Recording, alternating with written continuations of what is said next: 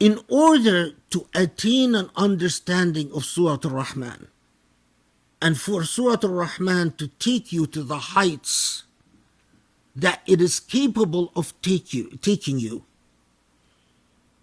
your dhikr, al-mizan, al-Rahman, al-Rahman, al-Rahman, al-Rahman, Allah man, al-Rahman, Allah man, al-Rahman. Your dhikr must allow you the introspection to strip yourself naked before your own eyes and to confront yourself. Do you hold a gripe? Do you in fact exist in a relationship of gratitude with Allah? You see, life is like a factory. Existence, things are, DNA is working all the time, right? Atoms and molecules are doing their job all the time. There are animals, there are plants, there are germs, there are vegetation, an entire factory working. An entire factory already functioning, intense. It produces all the time. Now, you are born, you find yourself in the heart of this factory. When you come to existence, you come to this factory that already pre-exists. But as you grow up in this factory, you realize that there is an expectation. What is the expectation? Is that you adopt a role in that factory and you perform your job. Some of us say, well, okay, these are the rules of the game.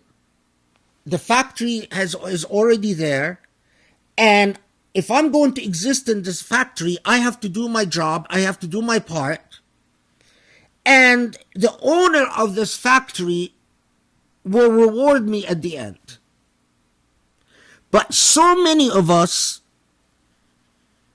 find themselves in this factory and their attitude is, why am I in this factory? Why do I have to do a job? Why do I have to perform a task? I didn't ask to be born in this factory. I object. Well, you can object all you want. But the fact that you're not doing your job, you have become a liability upon this factory. And the owner of the factory is not pleased with you because you have become a liability upon this factory. You carry all types of grievances because you were born in this factory, and these grievances stand as an obstacle between you and a relationship with the owner of the factory. Now, ask yourself, is it logical? The factory is already there. You're born into it. You can have your grievances, and at the end, the owner of the factory will say, you didn't do a good job. I'm not pleased with you. Get out of my sight. Alternatively, you can do the job, and the owner of the factory at the end say, good job. You were a great addition to the factory. You added value. I'm happy with you. Here's your reward. So many of us never get beyond the point of the grievance. But even worse, some of us forget that the factory already has an owner. And it's already in production. And it's in production before you came and in production after you leave. And they start acting as if they own the factory. They become a usurper, a ghasib. Now they're in serious trouble with the owner of the factory. I invited you to this factory to do a job, and you started acting like you own the place? Owning, controlling people, oppressing people, hurting people, your co-workers. All of us are born in this factory, and all of us will leave this factory, and all of us will meet the owner of the factory.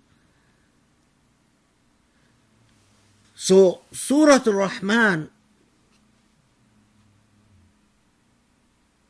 not only tells me that this factory has an owner, but it tells me that this owner is a caring, loving owner. Is an owner.